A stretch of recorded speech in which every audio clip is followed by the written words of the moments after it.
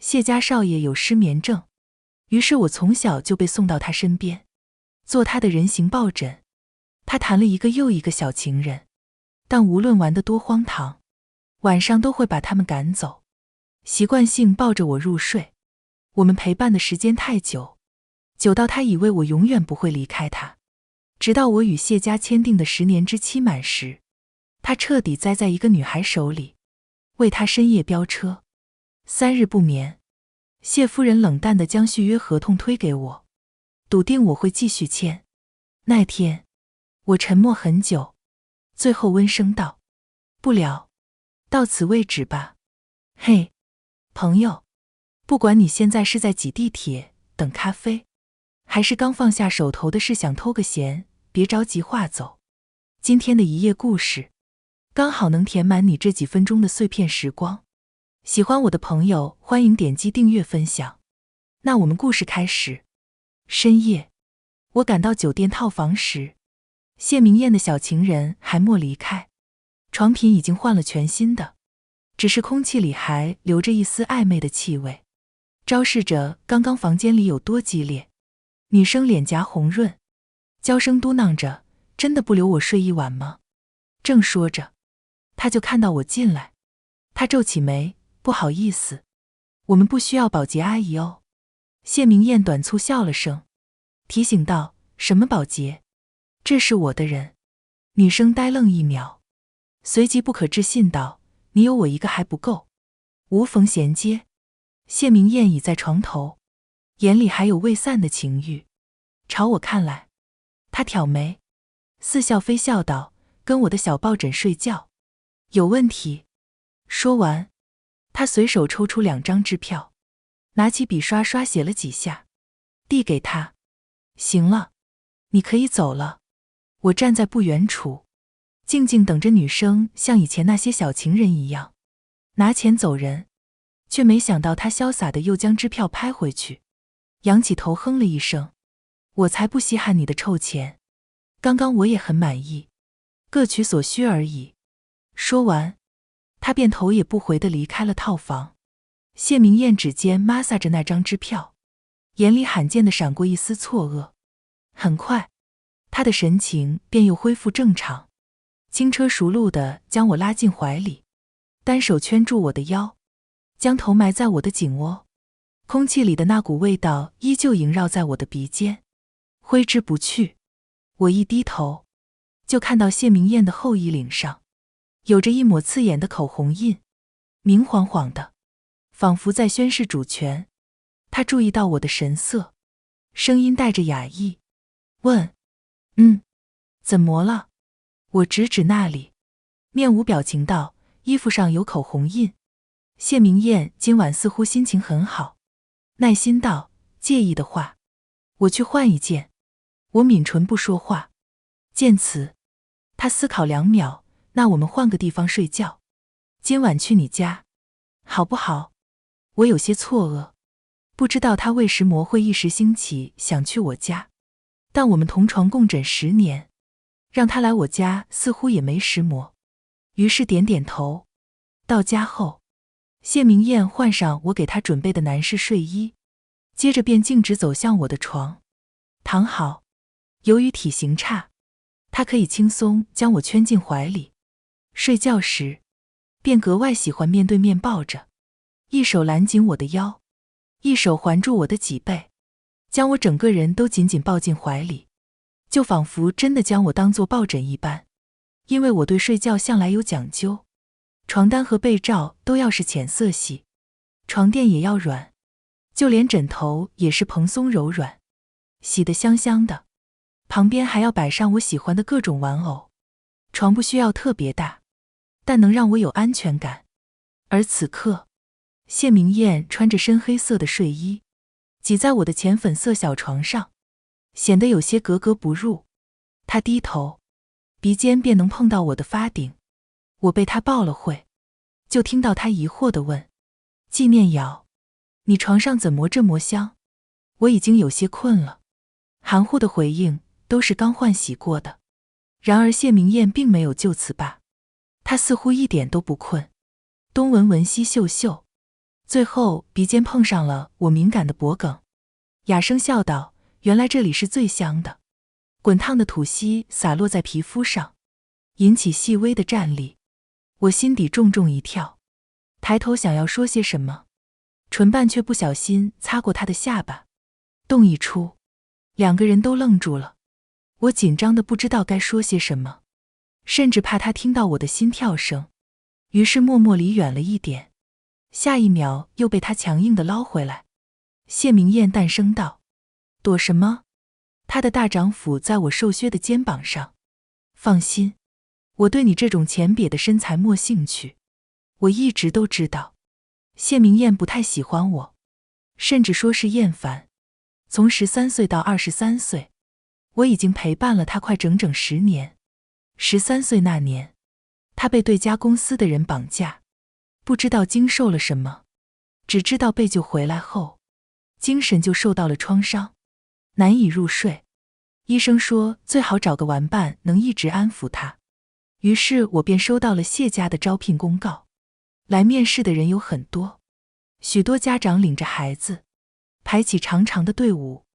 我领了号码，穿着破旧的衣服，一个人缩在人群中，静静等待着。只是昨天干了太多的活，我精疲力尽，等着等着便蹲在角落睡住了。那时同样是13岁的谢明燕被众人簇拥着出来，耷拉着小脸往人群里扫了一眼，接着视线便落在正在睡觉的我身上。她满是不耐烦，随意一指：“就他吧。”从此我便做了他10年的人形抱枕。然而随着我年龄的增长，五官也渐渐长开，谢夫人的眉头却越皱越紧。她多次暗暗敲打我，让我别有不该有的心思。于是我默默藏起自己的暗恋，莫让任何人察觉。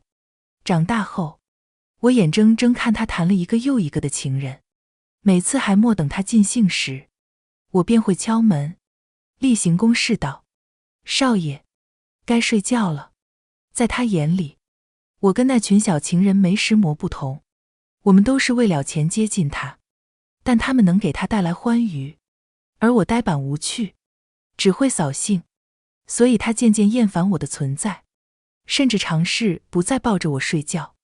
但很快便恼怒地发现，整整10年，几乎是他人生的一半光阴，早已让他习惯抱着我入睡。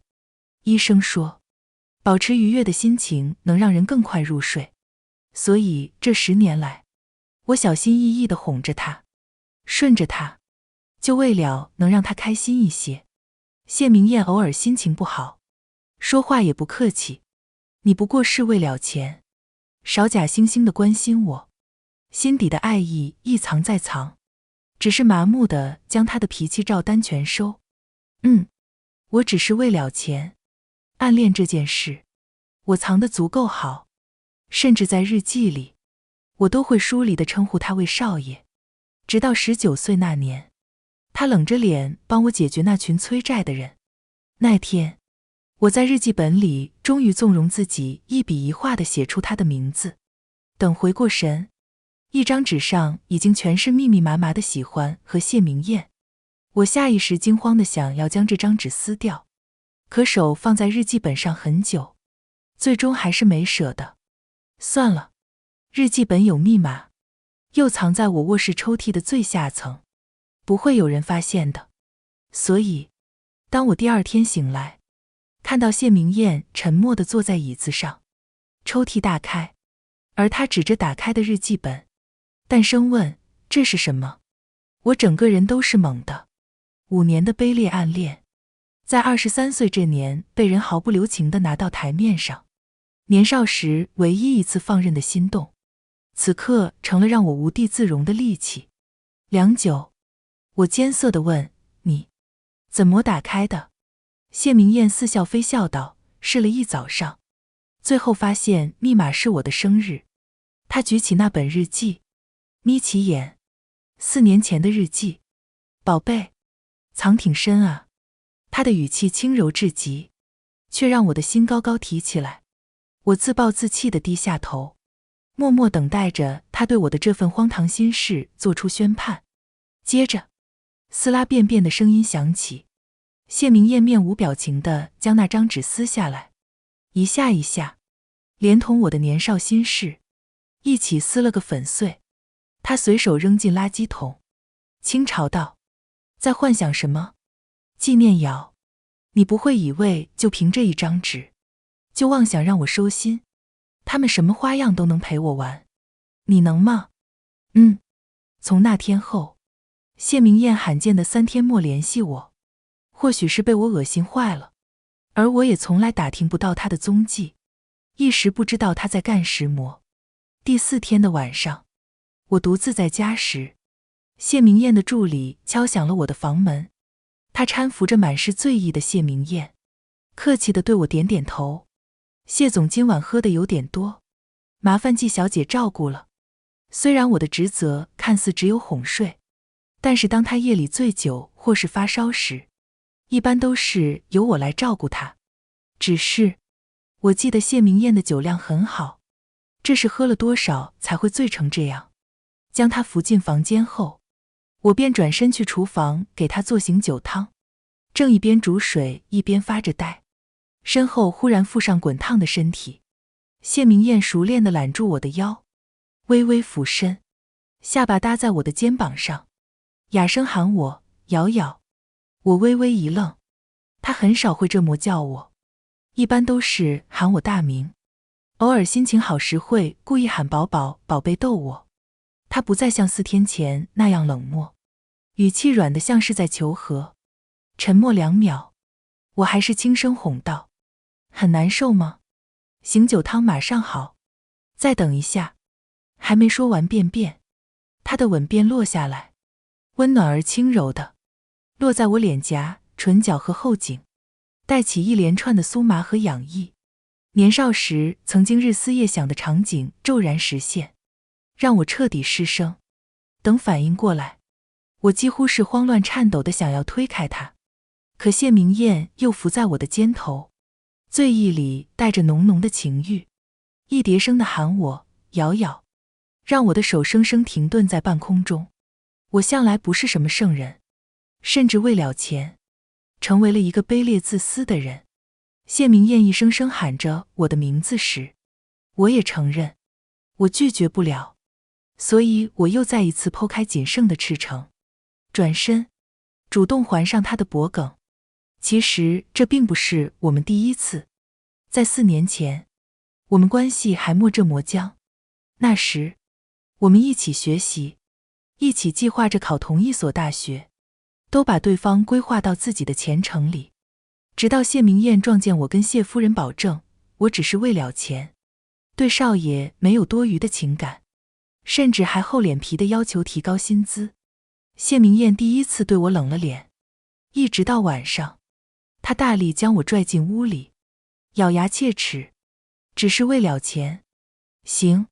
是不是只要给你钱，你甚至能陪我一晚？”那时，我们都没有经验，他动声色却很凶，自始至终也没有用吻来安抚我，只是问：“随便一个人，只要给钱就可以，是不是？”我咬着牙不知如何回答，又不敢表露出一丝爱意，最后自暴自弃的点头：“是。”那晚的记忆并不美好，给我留下的只有痛，心里痛，身上也痛。所以当谢明燕带着醉意，温柔地吻着我，轻声喊着我名字时，我几乎无法抵抗。我跟他挤在那张浅粉色的小床上，努力迎合着他，答应他一个又一个荒唐的要求。被他嘲笑过的干瘦苍白的身体，此刻被磨得通红。我不想再去探究他醉意下的眼睛究竟有多少真情与假意，至少他嘴里念的是我的名字。这些年的小情人，对谢明燕来说，只是单纯的金钱交易，就跟4年前那个混乱的夜晚一样，没有温情，没有安抚，更不会有亲吻。可今晚，不知过了多久，终于结束后，他竟将我抱在怀里，食髓知味地轻啄着我的唇。他手掌轻松圈住我的腰，我失着神，还没缓过来，在他手里细细颤抖。接着就听到谢明燕调笑道：“腰这磨细，刚刚是怎么承受住的？”他轻轻顺着我的脊背，对我进行着安抚。我被他抱在怀里，静静地想，或许谢明燕对我也有些不同呢。很难得的，谢明燕睡了一个非常放松舒适的觉，甚至快到中午时，她都没有醒，直到她的电话铃声响起。我怕吵醒她，撑着疲惫的身子，将她的手机拿过来，下一秒就清清楚楚地看到了来电人的姓名便便，瑶瑶。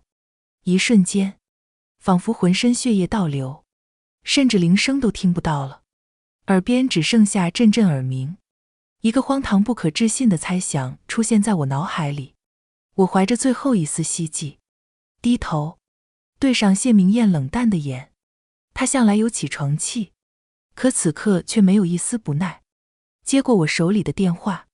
紧接着一道熟悉娇媚的女声从手机里传来：“谢明燕，听说你3天没睡觉，连你的小抱枕都不抱了，深夜飙车就为了来追我。看在你这磨成心的份上，那我勉强原谅你一下吧。今晚想怎么玩，我都随时奉陪哦。”我听出来，是那天在酒店见到的女生。谢明燕嘴角带着笑，一声声应着。不知过了多久，电话挂断，她的笑容淡下来，审视的目光落到我身上，皱起眉：“昨晚怎么是你？”我捏紧了手，指甲几乎嵌入手心，终于后知后觉，原来昨晚的那些温存都是对另一个人的。怔愣很久，我闭了闭眼：“是我，不然你以为是谁？”谢明燕一时也莫说话。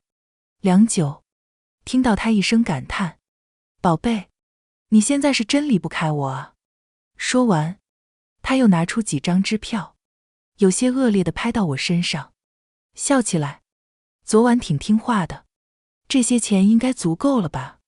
不过以后还是安分做我的抱枕，便别消想其他的。”当晚，谢明燕没再来找我，反倒是谢夫人找上了我。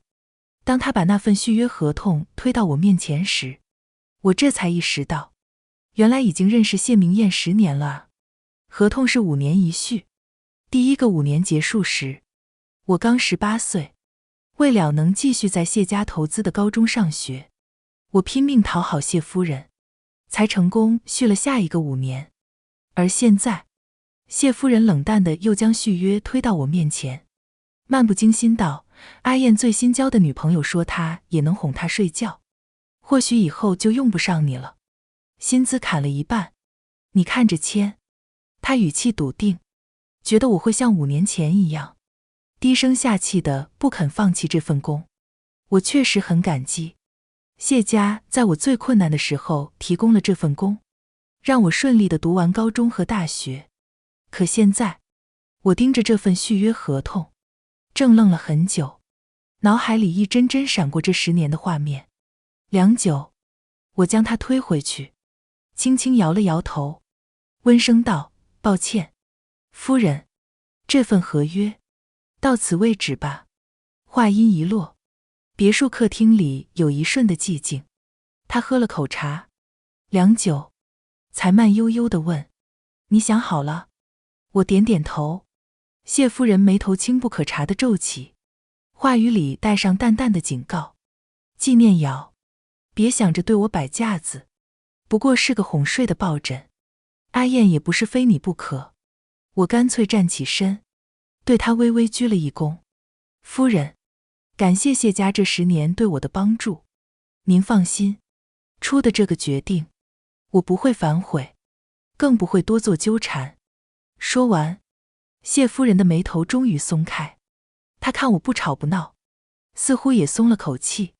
合同还有7天到期，她说这7天里你收拾收拾，等合同时间一到，你就离开，以后去哪里都行，就是不要再出现她面前。能做到吗？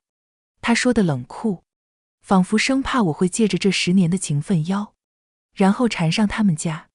可我只是捏着衣角，轻声保证道：能做到。离开谢家老宅，我站在路边，罕见的有些迷茫。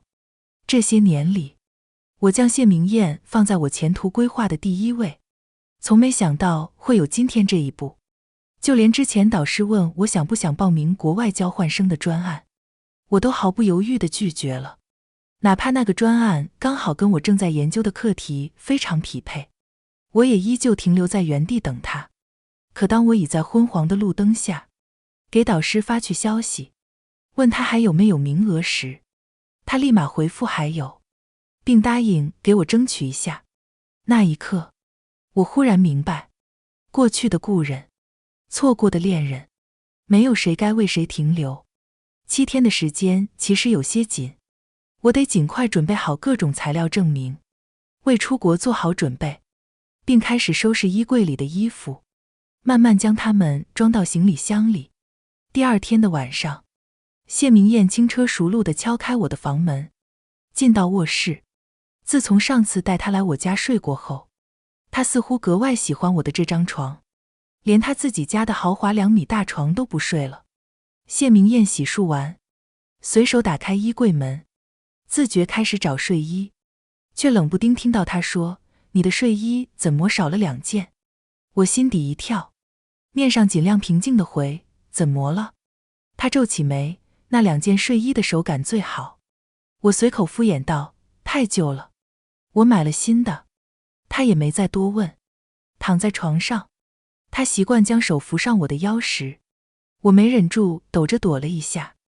这2天我的腰总会时不时地疼一下。白天我咬着衣摆努力往身后看，发现腰后因为被大力捏过，还留着几道指痕。谢明燕按着我的腰没有松开，不满道：“怎么又躲？”所幸我已经习惯了忍耐疼痛，任由她按着，面不改色道：“没事，睡吧。”下一秒，她就直接将我的上衣撩了起来，交错的指痕印在苍白的皮肤上，仿佛在勾着人想起那晚的抵死缠绵。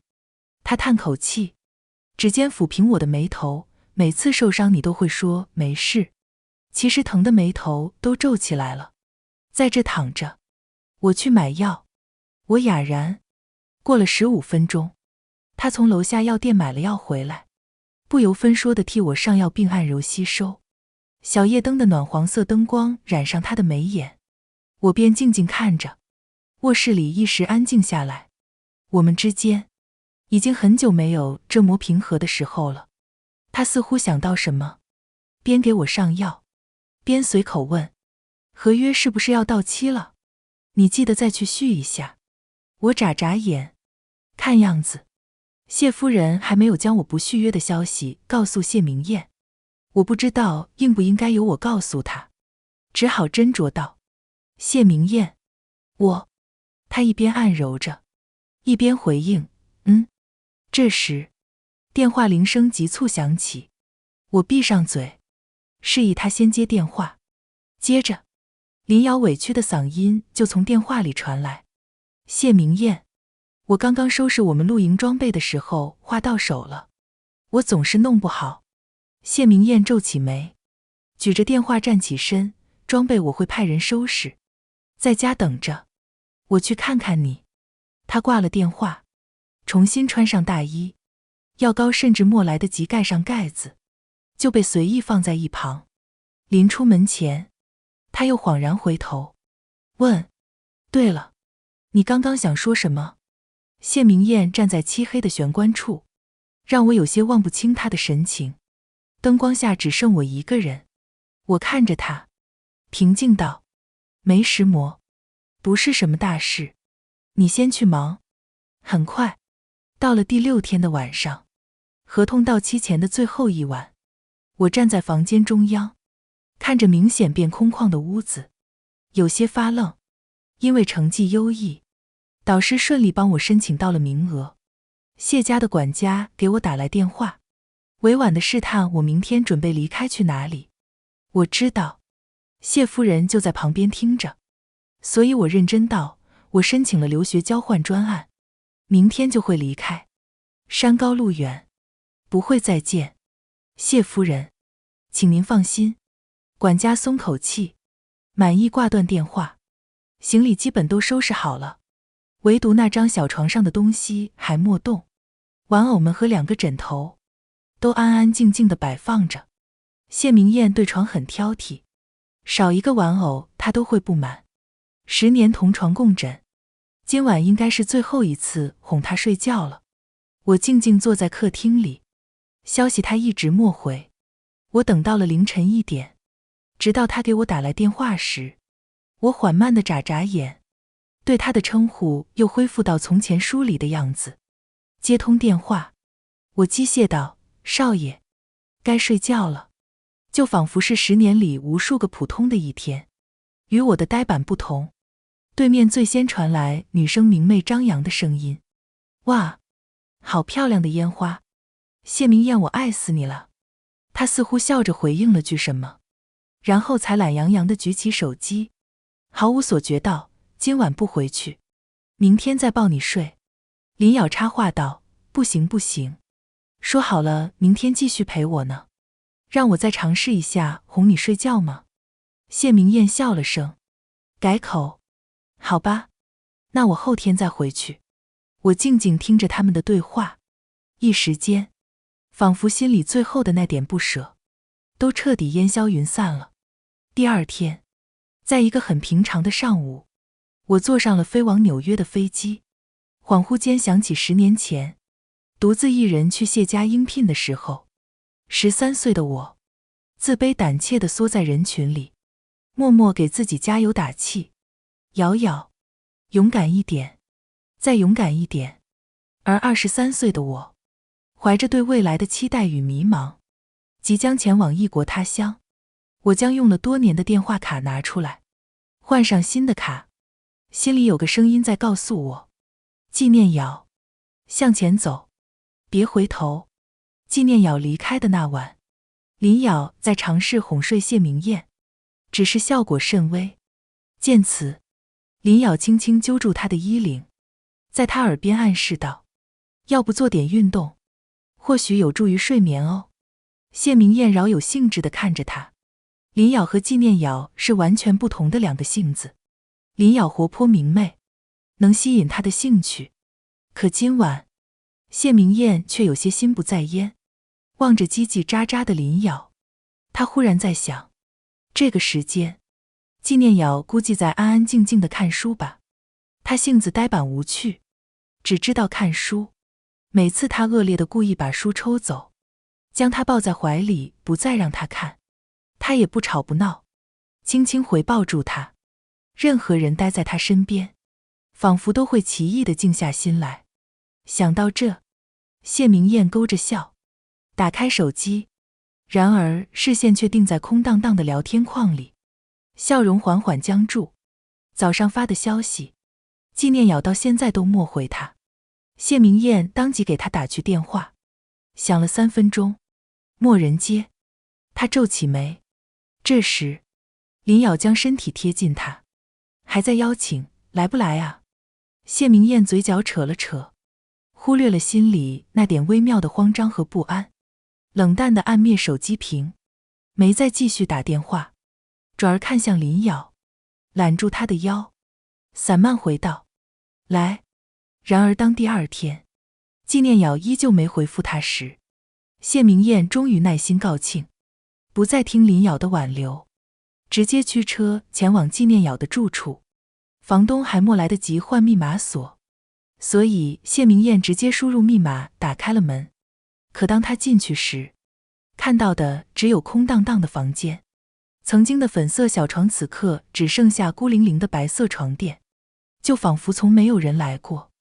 他眉心重重一跳，压在心底的慌乱彻底爆发。谢明燕给助理打去电话，勉强忍耐着情绪问：“纪念瑶呢？”助理迷茫道：“纪小姐昨天就离开了儿。”“您不知道？”“什么离开？她去哪了？”助理斟酌着回复：“她没有签续约合同。”“我他魔不是让你盯着她签吗？”他没签，你怎么没告诉我？谢夫人说她会处理这件事，让我不用再管。我以为夫人已经告诉您了。谢家老宅，谢明燕赶到时，谢夫人正修剪她精心养的花，没看她。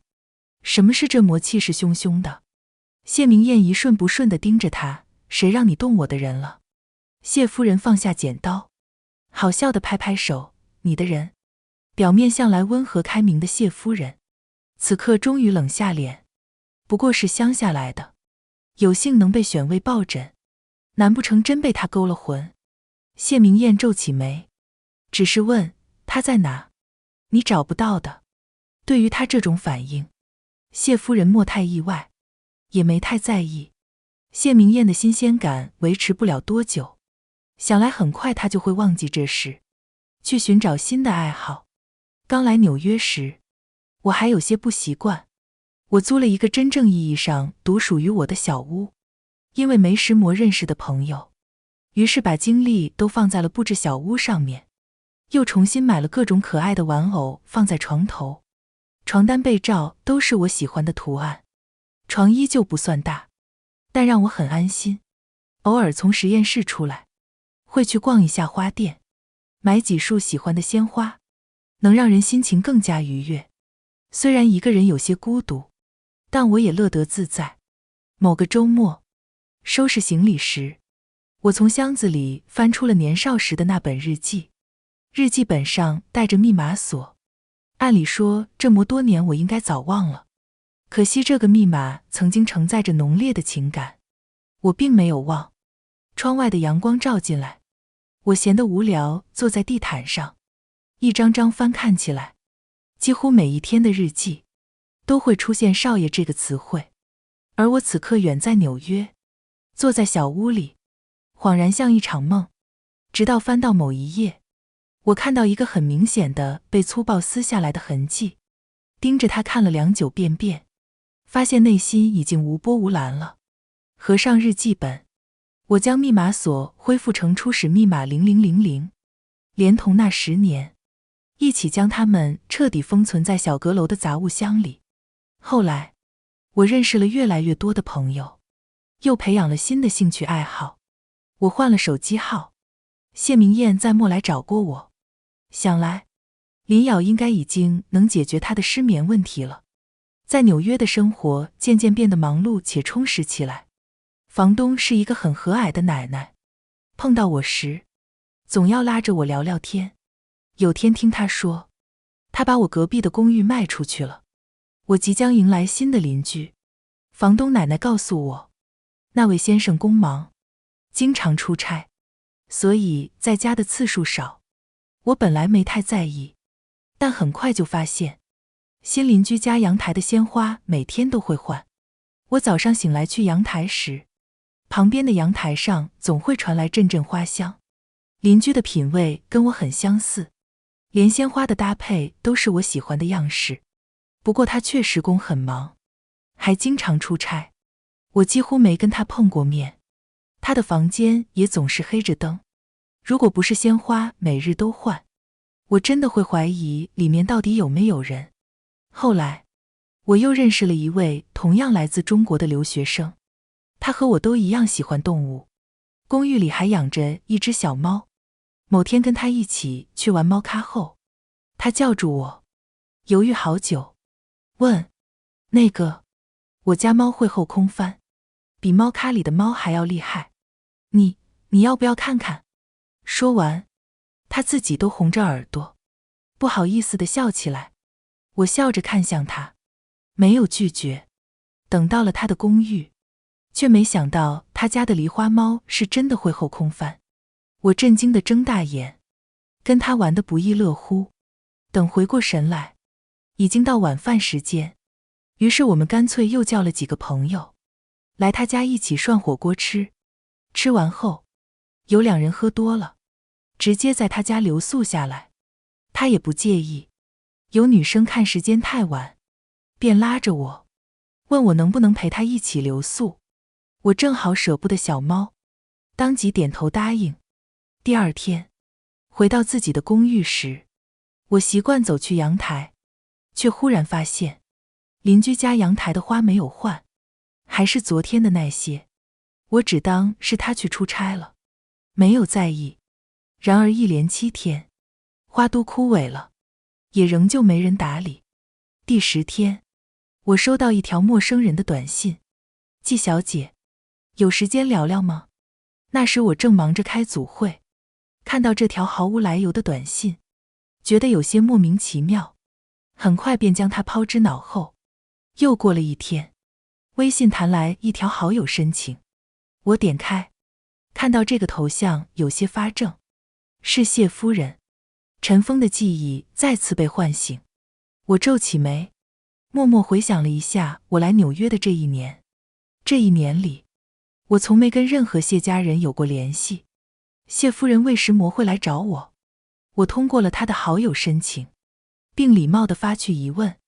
现在国内还是晚上，我估计要等明天才能等到她的回复。可没想到，她的消息很快发来：1年不见。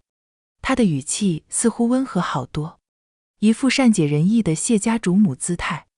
她只有简短的一段话：念瑶，阿燕住院了，你能回国来看看她吗？我看到这句话时，有些莫名。虽然我学的确实是医学专业，但谢家应该能联系到更厉害的专家吧。于是礼貌回复他：夫人，我的医学技术有限，或许帮不上您。说到底，如果没有谢家的帮助，我不可能顺利念完高中和大学。只是1年前，我也保证过绝不会出现在谢明燕面前。想了想，又补充道：请问您儿子是什么病呢？我可以帮您问问我的老师。对面正在输入了好半天，最后说医生没用，要你来。末了，又缓和地补充：可以吗？到医院时，护士领着我去了医院最顶层的病房。路上，我随口问：所以是什么病？他也没隐瞒，悄悄对我耳语：听说谢家大少爷吃了太多安眠药，当晚就被送到医院。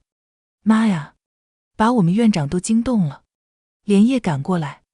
哎，你说他为啥会想不开呢？是啊，为什么会想不开呢？这1年里，谢家竟然还没找到治疗失眠的方法吗？我一边听，一边皱起眉，抬眼，便对上了病床上谢明燕一瞬不瞬的视线。病房里没有其他人，护士也识趣地离开。我走进去，坐到他旁边的椅子上。谢明燕除了脸色有些苍白，状态似乎还算正常。我开门见山道：谢夫人让我来看看你，为什么吃这么多安眠药？他贪恋的目光落到我脸上，良久才艰涩道：睡不住，没有你，我睡不着。我想了想，很久才从脑海里搜刮出一个名字：林瑶不能吗？话音一落，他便着急否认：我跟他已经没关系了，不要他，只要你。我叹口气，没有回应他这句话，只是温和道：或许你该接受一些心理治疗。他摇头，语气放轻，乞求般问我能不能陪我一会。我点了点头，他便躺在我旁边，缓缓闭上眼睛，神色难掩疲惫。我坐在椅子上，没再出声，默默刷着手机。过了2小时，坐得有些累了，我站起身想活动一下，却骤然被人抓住手腕。谢明燕闭着眼，眉头拧着，似乎睡得并不安稳。我便只好又坐回去，一直到了傍晚，他终于醒来。我收起手机，将手从他手里抽出来，对他点点头，没时没事的话，我就先走了。等等，他慌乱地扯住我的衣摆，然后在我的注视下，从枕头底下拿出一张皱巴巴的纸。我看过去，纸虽然皱，但看得出来保存得还很好。上面用稚嫩的字体写着3个字：愿望券。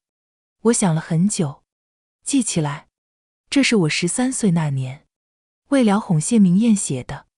那时我写完，还在上面画了一个别扭的笑脸，然后戳戳还在生闷气的谢明艳，小心地哄：“你别生气了好不好呀？”10年后，我接过这张纸，问：“你想要什么愿望呢？想要我重新回国？想让我继续当他的抱枕？”我胡思乱想了很多，最后听到他哑声问：“再让我抱抱你，好不好？”我有一瞬的错愕，可最终还是垂眸看向他，然后在他的目光里，将这张纸一下一下撕得粉碎，就如同他那年撕掉我的日记一样。我说：“谢明艳，愿望券已经过期了。”将碎纸扔到垃圾桶。我不想再多说什么，转身离开。走到门口时，又听到他叫我：“瑶瑶。”谢明艳紧紧盯着我的背影。如果我说醉酒那晚我叫的人就是你，你听到这句话，我是真的有一瞬的停顿。如果那晚的温情和安抚真的都是给我的，结局会怎么样呢？年少时日记里的主角，时隔多年，终于给出了迟来的回应。我默默想了1秒，却发现内心除了一丝细微的怅然，再没有别的情绪了。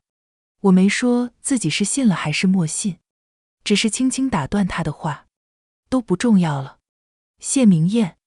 谢明艳紧接着说：“我知道你现在要专注学业，我可以去纽约，可以一直等你，别不要我，好不好？”我叹口气，转身再次看向他。纽约的那个邻居，是你吧？他眼里闪过一丝被揭穿的慌乱。我没有别的意思，只是想离你近一点。我认真看着他的眼，最后一次对他说：“谢明艳，人这一生，没有谁该为谁停留，认真治疗，按时睡觉，你也该迎接自己新的生活了。”说完，我便打开门，这次莫再回头。返回纽约的飞机上，窗外是深蓝与橘红交接的晨昏线，机身穿透云层，载着我向远处行去，飞往全新的生活。高考完后的暑假，谢明艳在忙着跟纪念瑶填报志愿。她将2人的志愿看了无数遍，确保会录取到同一所大学。那时，她以为会有很多以后，直到听见纪念瑶对母亲保证道：“我只是为了钱，对少爷没有多余的感情。”年少时的喜欢还朦胧没有定性，便长成了恨意。那晚，他几乎气急，掐着他的腰，一遍遍问：“只要给钱就行。”纪念瑶咬着唇，那双眉头又皱起来。他知道，这时他又觉得疼了，应该是他掐得太重。只是他一个满眼是钱的人，有什么资格觉得痛？再后来，发现他那本日记时，他盯着上面的字，看了好久好久，看到最后，只觉得荒唐可笑。那段时间，他心乱得无以复加，连着3天没来找他。醉酒的那晚，助理扶着他，问他要回哪里。或许是酒精麻痹了他的恨，他说：“找瑶瑶。”助理了然，当即要给林瑶打去电话。他按住助理的手，又重复：“找纪念瑶。”之后一夜荒唐。清醒过来时，他能感觉到纪念瑶浅浅的呼吸落在他脖颈。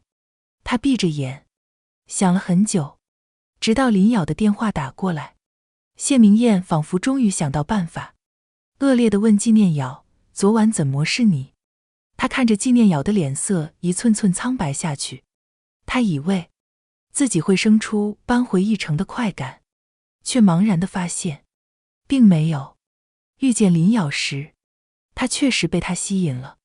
他跟纪念瑶不一样，他不要钱，感情仿佛更加纯粹，所以这个情人在他身边待的时间是最久的。只是纪念瑶出国后，他对林瑶也彻底失去了兴趣。打发人走的那天，林瑶忽然冷笑一声：“陪你10年的人已经走了。”谢明艳，你现在装什么深情？他面膜表情的抬眼看他，林瑶也不装了，直接说：“你母亲处处敲打他，谢家的下人看不起他，连你也欺负他，他竟然能在这个环境里忍10年。当然，我不是为他说话的意思，我只是想说，谢明艳，你是真的不配被爱。”说完，他拿钱转身走了。林瑶的话像一根根针，刺进他的脑海里，泛出阵阵耳鸣。10年，如果没有爱的话，那也太难熬了。他正愣着，忽然想起高考暑假的那晚，纪念瑶在他身下沉默着拧起眉头，忍耐着。现在想来，他不止身体在痛，原来那时他的心也在痛。纪念瑶走后，他的失眠症又加重了。谢明艳落地纽约来找人时，已经有很多天没睡过完整的觉。远远看到纪念瑶时，他正抱着满怀的鲜花，跟旁边的女生有说有笑。他已经整整5天零13个小时没抱过她了，连日的思念瞬间破土而出。谢明艳甚至想不管不顾地冲上去，将她紧紧抱在怀里，埋首在她的颈间，深深嗅闻她身上那股令人安心的气息。可那天，或许阳光太刺眼，或许纪念瑶脸上的笑容太过轻松真挚，她像是被烫到一般，躲在角落里，没有出现。只是恍然想起，纪念瑶一开始并不是呆板无趣，在好久以前，她也会这么明媚的笑。谢明艳贪恋的目光落在她身上许久，最后也莫敢打破这份美好。后来，她悄悄将纪念瑶隔壁的房子买了下来。她在挨着纪念瑶卧室的那间屋子里放了张床，紧紧贴在墙边，又将床装饰成浅粉色，放上玩偶，躺在上面，隔着一堵不太隔音的墙，就仿佛从没跟他分开过。得知纪念瑶在其他男生家过夜的那天，他还在国内处理工。那天他在办公室枯坐很久，默默想，纪念瑶会跟他做些什么？纪念瑶喜欢上别人了？纪念瑶跟那个人很熟？又忽然想到，他找了一个又一个情人的时候，纪念瑶是不是也跟他现在一样难熬？晚上，他躺在纪念瑶曾经住过的屋子里，吃了一粒安眠药，半梦半醒间，仿佛看到17岁的纪念瑶眨着眼，笑着问他：“大少爷，你大学想报哪里呀？”他呆愣地伸出手，梦境一转，又回到那个高考后混乱的夜晚。这次，他那双沉静漂亮的眼里流着泪，没再咬唇沉默，而是趴在他耳边闷闷道：“谢明艳，好疼啊！”他猛地从睡梦中惊醒，心脏紧缩，他抖着手，直接倒了一把药出来，囫囵吞下去，迫切地想重回梦境中抱抱他，亲吻着安抚他。然而在睁眼，他躺在病床上，刚被抢救回来，也终于见到了日思夜想的人。只是，当他将那张愿望券撕掉，头也不回地离开时，他也彻彻底底地意识到一个事实：过期的不是愿望券，是他的爱。从此山高水长，永不相见。他们似乎不该这样，但也只能这样。如果你喜欢今天的故事，不妨把它分享给身边的人，让一份小温暖变成2份、3份。下一期一页故事，我们还会带来新的一页惊喜，可能是关于梦想，关于陪伴，也可能是关于不期而遇的感动。记得准时来赴约，咱们下期不见不散。